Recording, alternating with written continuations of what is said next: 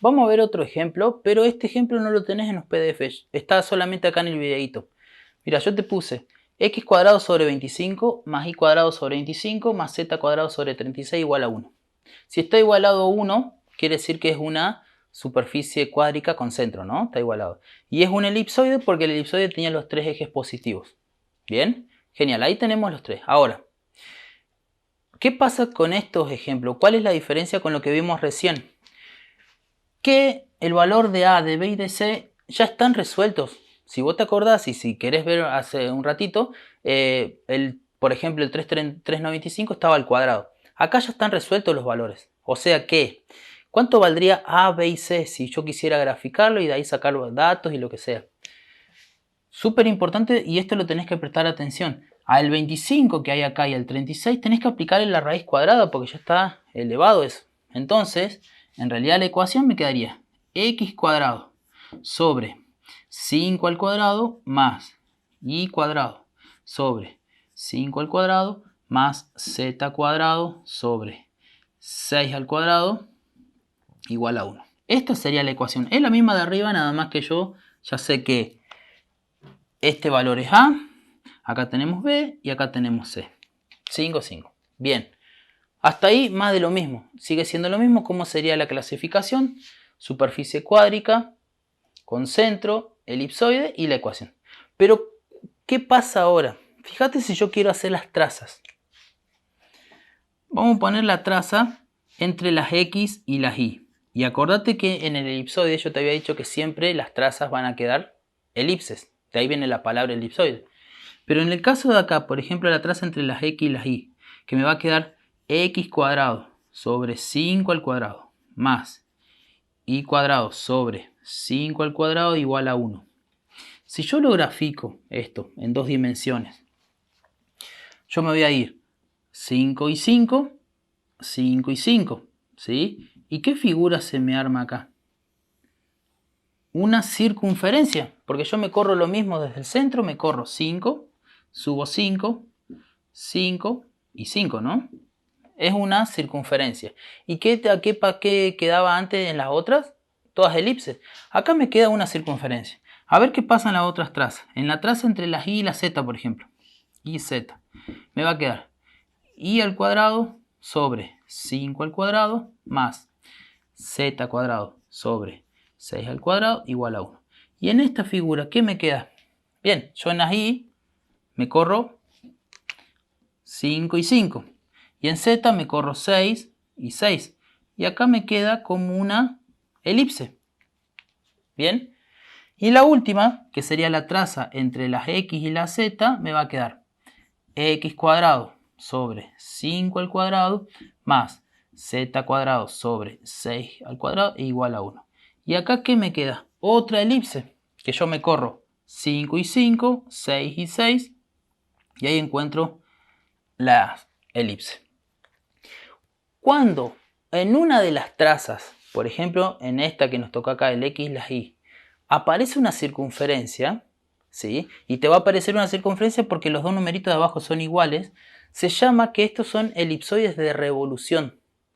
Siempre los elipsoides de revolución son cuando abajo vos tenés dos numeritos iguales, en cualquiera de los ejes, porque son los tres positivos, ¿no? En este caso yo, por ejemplo, puse entre las X y las Y, pero me podría haber dado 36 y 36 acá. Entonces, también seguiría siendo de revolución, nada más que la circunferencia pasaría entre el eje de las X y Z. ¿Bien? Entonces, estos son elipsoides de revolución. La clasificación es la misma. Superficie cuádrica. Con centro. Acá le vamos a agregar de revolución. El nombre de la figura elipsoide. Sigue siendo un elipsoide. Y después obviamente que tendríamos que poner las ecuaciones, ¿no? La ecuación x al cuadrado sobre 5 al cuadrado más y cuadrado sobre 5 al cuadrado más z cuadrado sobre 6 al cuadrado igual a 1. Y ahí te queda. Lo único que diferente a las otras que es de revolución. Vos le tendrías que agregar esa palabrita. A las otras que no son de revoluciones, las que no son de revolución son cuando los tres numeritos son diferentes. Bien, no le agregues de no revolución. No le pongas nada. O sea, haz la clasificación como hicimos recién. Cuando es de revolución, sí le agregás la palabrita de revolución. Eso te tiene que fijar. Y solamente las cuádricas son de revoluciones cuando aparece una circunferencia en alguna de las trazas.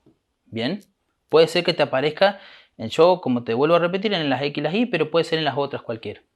Si te piden calcular ahora, por ejemplo, la superficie entre las X y las Y, ¿qué tendrías que calcular? La superficie de una circunferencia, pi por radio al cuadrado, o el perímetro, lo que sea. Todos los cálculos, ahí viene la diferencia que yo te decía, que todos los cálculos se hacen por la circunferencia de la elipse que aparezca. Bien, en este caso es de revolución porque los dos numeritos de abajo están iguales. Esto léelo bien, porque si te llega a aparecer la palabra de revolución, ya sabes que los dos números de abajo, alguno de los ejes tiene que tener los dos numeritos iguales. Pasemos ahora a los hiperboloides de una hoja, otra figura que también siguen siendo cuádricas con centro, ¿sí? Vos en la ecuación, en la formulita, tenés estas tres ecuaciones en las hojas de fórmula. En la figura que te dice hiperboloide de una hoja. ¿Cuál es la diferencia entre las tres? Fíjate que en la primera el menos está como lo tiene las z. En el segundo lo tiene las y en el tercero lo tiene las x. No es que el hiperboloide de una hoja siempre tenés que dar tres ecuaciones, sino que depende cómo está desarrollado, cómo esté acostado, inclinado, lo que sea, vas a tener que usar alguna de estas ecuaciones. ¿Cómo me doy cuenta? Súper fácil. El menos que tenga acá te va a marcar la dirección. Siempre el menos marca dirección. Y la otra cosa que tenés que fijarte que los hiperboloides de una hoja siempre tienen dos ejes positivos y uno negativo. Fíjate, más, menos. Más, menos, menos, más. Esa es la diferencia súper grande que hay entre el elipsoide y el hiperboloide de una hoja. El elipsoide tiene los tres ejes positivos y el hiperboloide de una hoja tiene dos positivos y uno negativo. Ese negativo es el que te va a marcar la dirección. ¿Pero de quién? De las dos ramitas. Si vos te fijas, el hiperboloide de una hoja tiene una forma así. Una forma así. ¿Bien? Si el menos los tiene la z, lo que me está diciendo que estas dos ramitas que arman el hiperboloide, que básicamente son hipérbolas, están como paralelas al eje de la z. O sea que acá yo tendría así, esto. Y acá en el medio aparece lo que sería la garganta, se llama, ¿sí?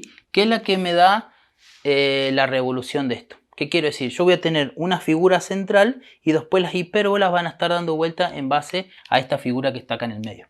Esto se llama entonces garganta. Ahora vamos a profundizar más con ese de la garganta, pero lo primero es fijarte cómo está esto. En el segundo, fíjate que el menos los tiene la I. Si el eje de la I es este que está acá en horizontal, entonces la figura me va a quedar como acostadita, así. La garganta andaría así, bien. Y las proyecciones de la garganta que forman la figura me quedaría por acá. O sea que la figura... La típica, el hiperboloide de una hoja típico es la Catedral de Brasilia, ¿no? Que tiene esa forma así. Y la última, si el eje de las X es el que tiene el negativo, entonces como que las ramitas estas de la hipérbola están como inclinadas. Me va a quedar así la figura. Y la garganta va a andar acá en el medio. Entonces, en la hojita de fórmula vos tenés solamente un dibujito que correspondería para este de acá. Los otros dos, si los quería agregar, está bien. Pero acordate siempre que ¿quién te marca la dirección? El signo menos. Si los tiene la Z, las dos ramitas estas que van acá van a ir como paralelas al eje de la Z. Si los tiene las Y, paralelas al eje de las Y. También pasa lo mismo con el eje de las X. Lo otro, la clasificación. ¿Cómo quedaría la clasificación de estas hiperboloides de una hoja? Y la clasificación me va a quedar superficie cuádrica con centro. ¿Qué más? El nombre hiperboloide de una hoja y después te hace falta poner la ecuación. Lo mismo que hicimos en el elipsoide, nada más que la ecuación la tendrías que poner con los valores que te dé el ejercicio, ¿no? Pero fíjate que de vuelta pasa lo mismo, que son 4 cosas que hay que poner. La superficie cuádrica, con centro, hiperboloide de una hoja y la ecuación. Básicamente son los títulos que aparecen en la hojita fórmula. Eso solo es la clasificación. Vamos a tomar como ejemplo, para dar las trazas, la primera, esta que está acá. Pero las trazas y la clasificación y todo lo que hagas es lo mismo si te cambian los signos, ¿no? Es lo mismo, no pasa nada. Solamente yo voy a tomar la primera para no hacer lo mismo en los 3 casos. Fíjate, voy a tomar esta, ¿no? Dada acá. Si yo quiero dar la traza entre las X y las Y, ¿qué tendría que dar? Entre las X y las Y me quedaría X cuadrado sobre A al cuadrado más Y cuadrado sobre B cuadrado igual a 1. ¿Qué figura se forma ahí? Esto, obviamente, acordate que las trazas son las cónicas, ¿no? En 2 dimensiones. Acá se forma una elipse. Esto es una elipse. Una elipse. ¿Y cuál es la elipse? Y la elipse es la que se forma acá, la que nosotros le decíamos garganta. La elipse, o la garganta, como quieras llamarlo, la garganta siempre se va a formar, prestame atención a esto, siempre se va a formar con los 2 ejes positivos. Los 2 ejes positivos son siempre la garganta. Súper importante que sepas eso, porque todos los cálculos que vos hagas es en base a la garganta. ¿Bien?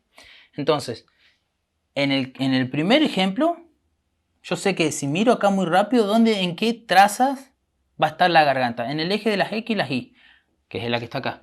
Y me aparece una elipse. Por ejemplo, acá en el segundo, ¿dónde estaría la garganta? Esta que está acá. ¿Entre qué traza estaría o entre qué eje? Y el más lo tiene las X y el Z. O sea que entre las X y la Z yo voy a tener mi garganta. Esta que está ahí. Y en la última, entre las Y y la Z, acá estaría la garganta que está más inclinadita. ¿Bien? Entonces siempre la garganta está con los 2 ejes positivos. Siempre va a ser los 2 ejes positivos de la garganta. Que en este caso es una elipse. O el 50 o el 80% es elipse. Ya te voy a explicar otra cosa que pasa con la garganta, ¿sí? Pero quédate ahora con el tema de que la garganta siempre es una elipse. Vamos a ver qué pasa en las otras 2 trazas. La traza entre las X y las Z, por ejemplo. Entre X y Z me quedaría X cuadrado sobre A al cuadrado menos Z cuadrado sobre C cuadrado igual a 1. ¿Y qué figura se forma ahí? Yo tengo un signo más y un signo menos. Me aparecía una hipérbola, que básicamente sería alguna de estas ramitas que está acá. Esta con esta. No es que es una sola, sino que es una hipérbola. Acordate que la hipérbola tenía como 2 ramitas, ¿no? Era una cosita así. Bien. Y la última traza, que sería entre las Y y la Z, me va a quedar Y al cuadrado sobre B al cuadrado menos Z cuadrado sobre C cuadrado igual a 1. Y acá también aparece otra hipérbola, que sería una figura así, pero no es que esta traza sería, por decirte, esta ramita y la otra traza sería la de acá. No, sino que estas dos son una traza y faltan otras 2 más que no las vemos, pero están por acá, ¿no? Van allá al fondo. O sea que el hiperboloide de una hoja se arma cuando vos tenés una garganta, que en este caso es una elipse, y al costado de la elipse dan vuelta 4 ramitas de esta, o sea, 2 hipérbolas. ¿Sí? Cada hipérbola tiene 2 ramitas, ¿bien? Entonces como que dan vuelta ahí, y ahí se forma toda la figura. Lo ves igual si querés ver la foto de la Catedral de Brasilia, la que te digo, que la catedral tiene siempre como esas costillas. Bueno, serían como las hipérbolas, nada más que ahí tienen muchas más. Es como que vos veas solamente 4 de esas, que van girando alrededor de una circunferencia o una elipse, en este caso una elipse. ¿Bien? Entonces, Un hiperboloide de una hoja está formado por dos hipérbolas y una elipse. La elipse se llama garganta, que es la parte donde que genera toda esta figura, que siempre la garganta está con los dos ejes positivos.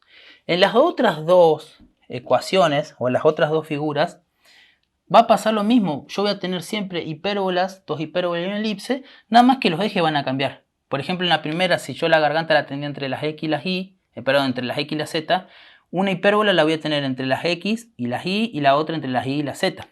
Porque siempre la hipérbola tiene un signo positivo y un signo negativo. Bien, siempre las hipérbolas tienen un signo positivo y un signo negativo. Y las elipses siempre tienen dos signos positivos. Esa es la diferencia. Por eso es que se mezcla siempre esto, ¿no? Dos más y un menos. Bien, de ahí viene. La clasificación es la misma, es todo lo mismo. Vamos a hacer el ejercicio 2 para practicar esto del hiperboloide de una hoja. Te leo el ejercicio. Dice, una estructura que presenta la forma que se muestra en el gráfico y que responde a la ecuación x cuadrado sobre 16 más y cuadrado sobre 9 menos z cuadrado sobre 36 igual a 1, debe ser construida de hormigón armado. Se pide a. Clasificar la superficie y dar su nombre. Calcular el volumen de una losa que se ubicará en la llamada garganta o sección más estrecha. Dice, para sostener un tanque de agua, el espesor de la losa es de 12 centímetros. Y dice, suponer que el origen del sistema de coordenadas coincide con el centro de simetría de la misma. Y te da el costadito de la figura, que vos ya sabés que es un hiperboloide de una hoja. Bien, ¿cómo arrancamos con esto? Tenemos que clasificarla. A mí me dan la ecuación. Entonces la clasificación me va a quedar. Mira, superficie cuádrica. Después, si era con centro o sin centro, esta es con centro. Siempre el hiperboloide de una hoja es con centro. Después va el nombre de la figura. Hiperboloide de una hoja. Vos le pondrías todo el nombre completo, ¿no? Hiperboloide de una hoja. Y lo cuarto que falta es la ecuación. ¿Cómo estas ecuaciones tenían dos positivos y uno negativo? Yo voy a poner, y acostumbrarte siempre en el hiperboloide de una hoja, poner la ecuación de letras y después la ecuación que ya te dan ellos. ¿Bien? ¿Por qué la ecuación de letras? Porque, te vuelvo a repetir, había uno que un signo tenía el signo, o sea, un eje tenía el signo negativo. ¿Cuál tiene el signo negativo? El z. Entonces la ecuación que iría acá es la que dice x cuadrado sobre a al cuadrado más y cuadrado sobre b cuadrado menos z cuadrado sobre c cuadrado igual a 1. Y por último, esta misma ecuación la copio acá, pero la vamos a poner con el valor de a, de b y de c elevados. O sea, x cuadrado sobre 4 al cuadrado más y cuadrado sobre 3 al cuadrado menos z cuadrado sobre 6 al cuadrado igual a 1. Y ahí ya tengo la clasificación completa. Si el menos los tiene la z, te lo hago acá chiquitito, el dibujito de esto más o menos quedaría, si estas son las z, la figura sería una cosa así, ¿no? Con las dos ramitas paralelas al eje de las z y la garganta andaría por acá. ¿Bien? Eso, ya tenemos la clasificación. Ahora, el segundo tema me pedía que yo calcule el volumen que hay en la llamada garganta, ¿sí? Para ver una losa, que ahí va a haber una losa. Bien, yo primero tengo que encontrar dónde está la garganta. Esta figura, la garganta. La garganta, ¿en qué ejes aparecía? Con los dos ejes positivos. Si yo me fijo en la ecuación en esta o en la de abajo, en la que vos quieras, la garganta me va a aparecer en las X y en las Y. O sea que la traza que yo tengo entre las X y las Y va a ser mi garganta. ¿Cómo es la traza? X al cuadrado sobre 4 al cuadrado más Y al cuadrado sobre 3 al cuadrado igual a 1. ¿Y qué figura se me forma ahí? Yo tengo una elipse porque los dos numeritos abajo son diferentes. Esta es una elipse. O sea que yo tuviera, si lo veo más o menos en 3 dimensiones, ¿sí? Lo voy a hacer un poquito más grande acá. Yo tuviera el hiperboloide completo, con las proyecciones, todo esto, y el elipse sería el que se forma acá. Acá se forma una elipse. Yo tengo que encontrar el volumen que va a andar ahí.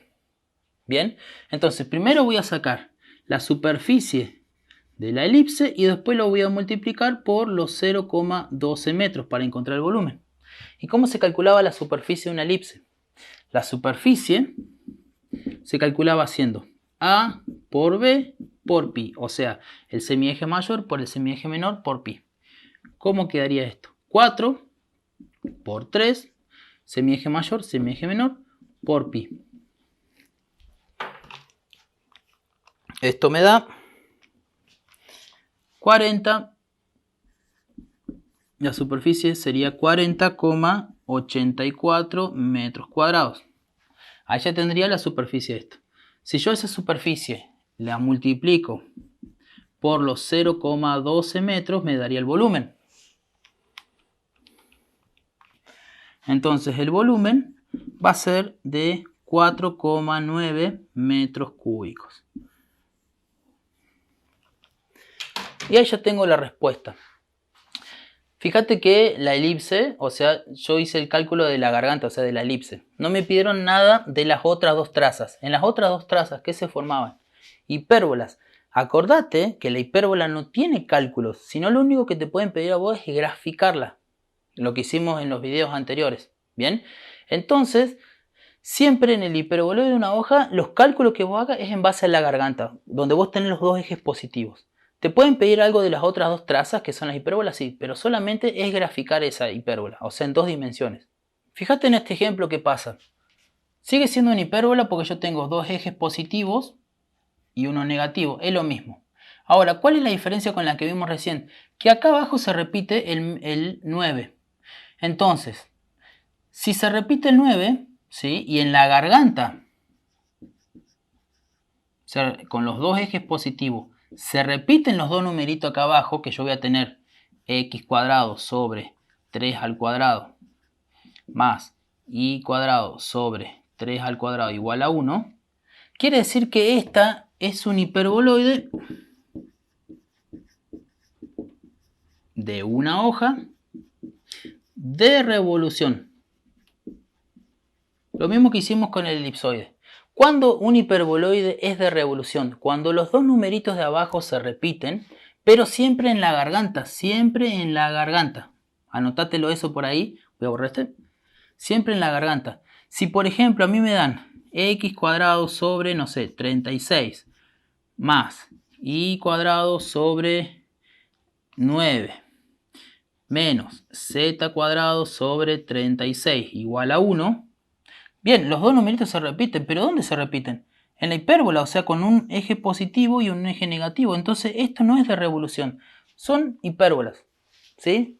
Entonces, fíjate bien, un hiperboloide va a ser de revolución cuando se repiten los dos números, pero en los positivos.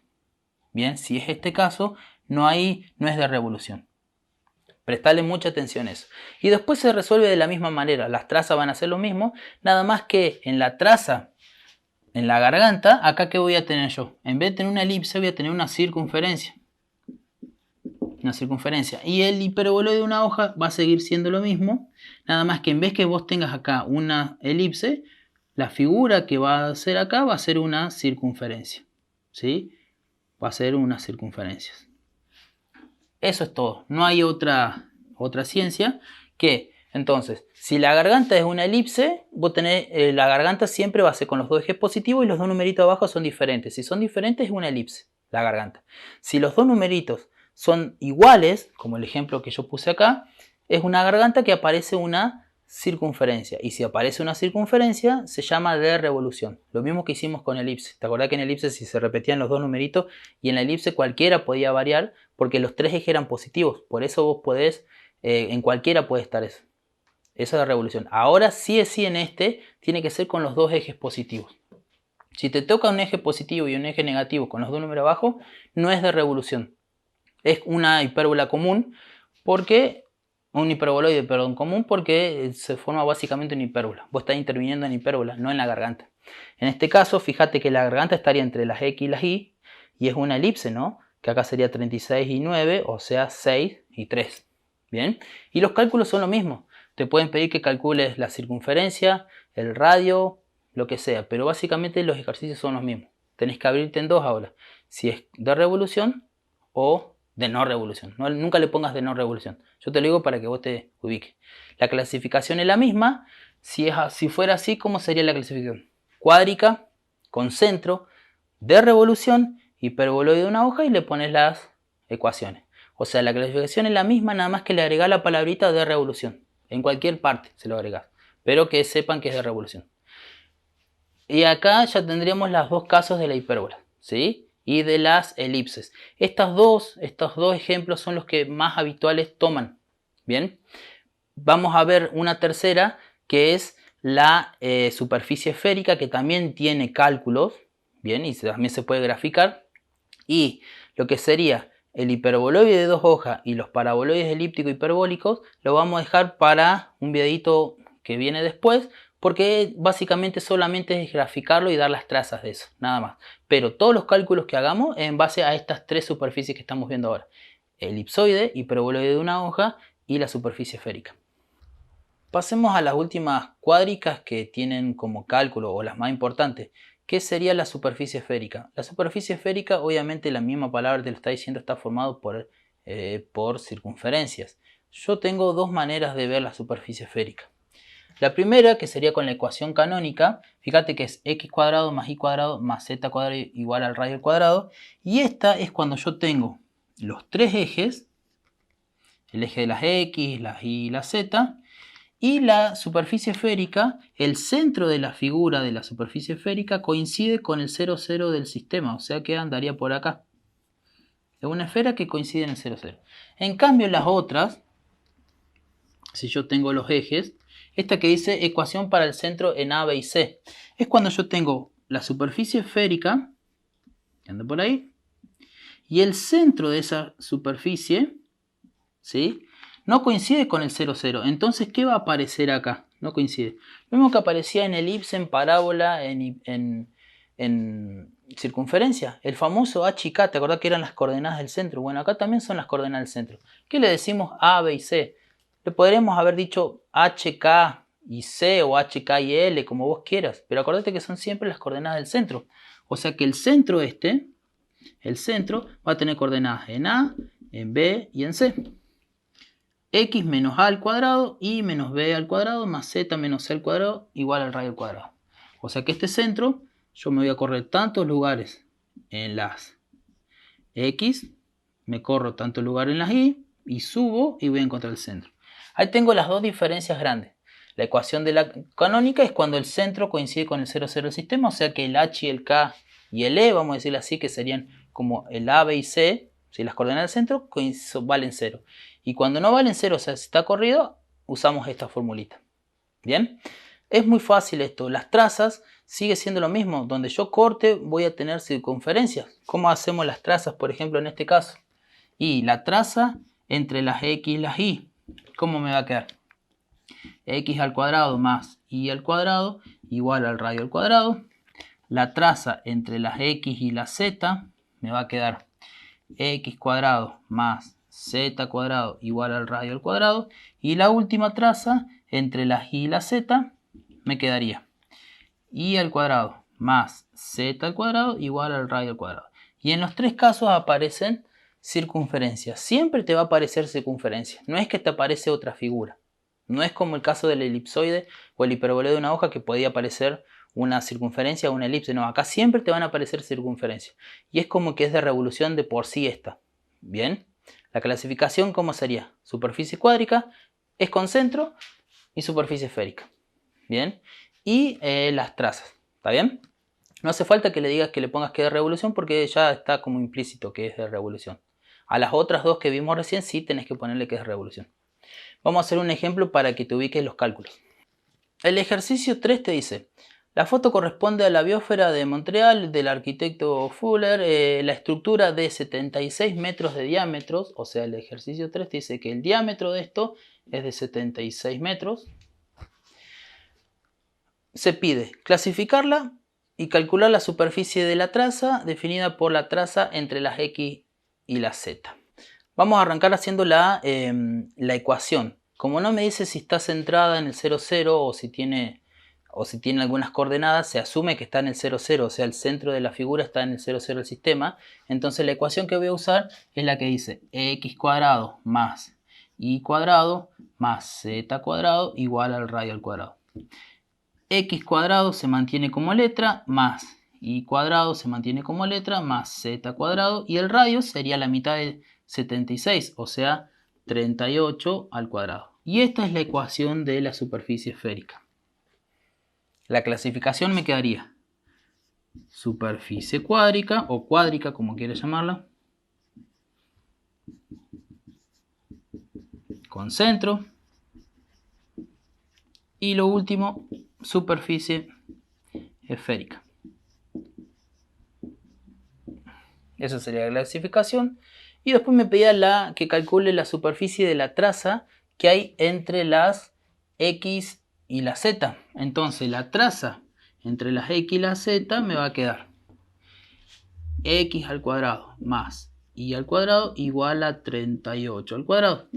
O sea que la superficie de quién tendría que calcular yo. Y de una circunferencia, que era pi por radio, que es el 38 al cuadrado. Se entiende que yo, si veo esto, ¿sí? Es la ecuación de una circunferencia. Bien, entonces yo me correría el 38 para cada lado. Entonces sería 38 al cuadrado por pi, y la superficie me quedaría de 4.536,45 metros cuadrados. Y ahí tengo la resolución de lo que me pide. Es cortito esto, pero prestale atención porque son los ejercicios que más entran. Te pueden haber dado las coordenadas del centro y sería lo mismo, nada más que ahí ya tendrías las ecuaciones del centro. En los ejercicios que vienen de los ejercicios de los finales y de los parciales, que viene a continuación, ahí hay de estos ejercicios y para que vos los practiques. ¿Bien?